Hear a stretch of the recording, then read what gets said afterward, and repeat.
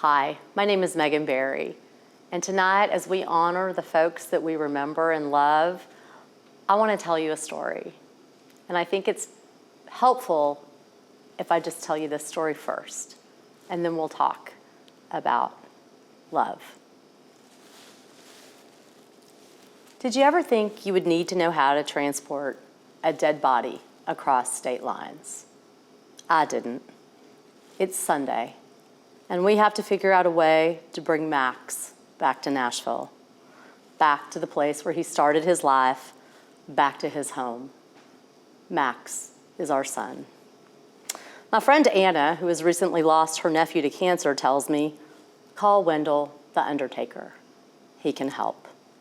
I pick up the phone and I dial Wendell's number, and he greets me in a voice that is filled with all the warmth and compassion and Southern love that comes from being in a profession that buries people. And I'm grateful. Wendell, I need your help. We need to bring Max home. Wendell tells me of his sorrow at my loss and offers to help me any way he can. Mayor, he uses my title, and I ask him to please call me Megan. Megan was Max's mom. I'm going to do my best to get things sorted for you today, he says, and I'm just going to tell you up front that it's a Sunday, and I don't deal with big funeral. I'm unfamiliar with big funeral, but I don't stop him, and he goes on. Now, I don't deal with all those corporate businesses, the funeral chains. We in the business call them big funeral, and I'm going to have them find me somebody who's an independent operator who's going to be open on a Sunday, who can go and get Max from the morgue, and that just might be tough on a Sunday. And most of those independent operators, like to do some things on the side, like taxidermy. And they do it out of their garages. And I don't want Max coming back to you with a stuffed squirrel sewed to his forehead. On this point, Wendell and I both agree neither of us wants a dead animal sewn to my dead child. He tells me that he'll get back to me in a while when he has something to report, and I leave Max's transport back to Nashville in his capable hands. On Monday, Max has been collected from the morgue, and he's being prepared to be shipped home. Bodies have to be embalmed before they cross state lines, and he's coming from Colorado, the place where he'd stopped on his way home to Nashville, where he'd hung out with friends on the back deck of a suburban home and had ingested hydrocodone, methadone, and Xanax. He was dead within minutes of the paramedics arriving. They didn't even bother to transport him to a hospital. The questions now are, will we bury him? What are our plans for him when he arrives? Paperwork needs to be completed and boxes checked. I say burial. It seems to grease the wheels. Wendell's non-big funeral home calls to ask me how I want Max to look. They're getting ready to cut his long, beautiful hair, to shave his scruffy beard, the look of so many 22-year-old boys these days. Max's look.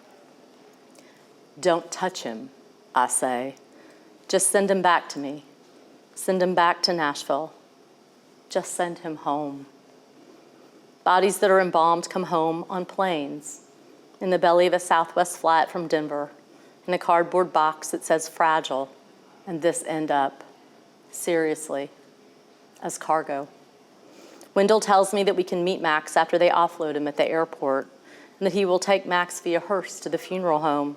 And he tells me, Megan, I'm going to need some clothes.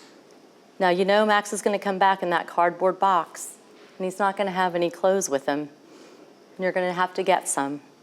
And we have a policy. Everyone we deal with has to get buried in underwear. It's just how we do things. So you'll need to bring that along with his clothes. Now, Max has been at college for the last 4 years, and everything he owns, including his underwear, is in Colorado, not Nashville. Max needs clothes, so my sisters and I go to the sporting goods store and pick out what was always Max's uniform, a white t-shirt, Nike athletic shorts, and a baseball cap turned backwards. I take my purchases to the counter, and the young man hugs me and says, "These are on us. These are for Max." We stop at Target for underwear. They come in 3-packs. I have extra. We meet Max at the freight part of the Nashville airport. Music is blasting through the speakers. At first, I think it's Werewolves of London, but the lyrics aren't right. No, it's Kid Rock singing, "We were trying silly things, smoking funny things, sipping whiskey out of bottles, not thinking about tomorrow." An anthem to being young and stupid. Young and stupid, where it's summer forever and there are no consequences. I watch the conveyor belt gently rock a long brown cardboard box as it rumbles up into Wendell's brand new hearse. My baby is home. We have a little caravan to the funeral home. Wendell's in the lead car, then the hearse, then me and my sisters bringing up the rear. Wendell puts the flashers on and we slowly roll down Murfreesboro Pike to Antioch Pike, to Blue Hole Road, to Pettus Road, to Old Hickory Road, to Nolensville Road, until we arrive at the funeral chapel. Bruce, my husband, and Max's dad stays away. He had simply said, "I can't," when I'd asked him if he had wanted to go to the airport. My sisters stay with Max at the funeral home, and I go and pick up Bruce to take him to see our son. By the time we're back, Wendell has prepared a private viewing room, and Max is waiting for us. My sisters are standing outside, and I can't bear to go in and see him if he looks different. If there is indeed a squirrel sewed to his head. But my sisters reassure me. He looks just like Max, they say. And he does, like Max, with long hair and a scruffy beard and his baseball hat on backwards and the lip tucked under. His hands are laid out perfectly folded in front, the way dead people are displayed. Max is dead, but otherwise, he looks just fine.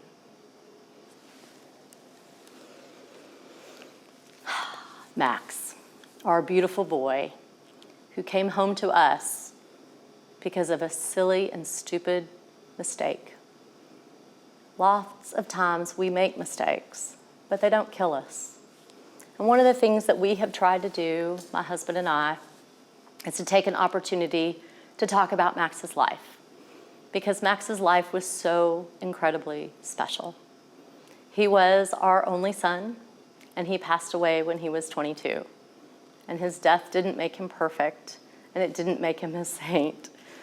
But every time we think about him, he brings us joy and hope, because there is hope. There is hope for other families out there, because I'm talking about this. One of the things that Bruce and I did not understand so fully when Max was experiencing addiction was just how insidious and soul-sucking this disease is. What we didn't understand could fill volumes, and what we understand now is the power in telling our story, the power in talking about this. Because when we talk about it, we shine a light on it. You know, Bruce and I never talked about this when Max was going through this. Why? Because we were ashamed. And shame kept Max in the shadows, and it kept us in the shadows. And every time we can bring light to this, we bring people out of the shadows so that they can know that there is hope. There is absolutely hope. Together, we can fight this. One of the things that my husband said at Max's memorial was that the counterweight to grief is community. The counterweight to absolutely getting our arms around this disease is community. Together, we can do it. My name is Megan Berry. Our son Max was a beautiful boy, and we honor and remember and recognize the power that he brought to our lives. And I hope that tonight you remember the people that you love. Thank you.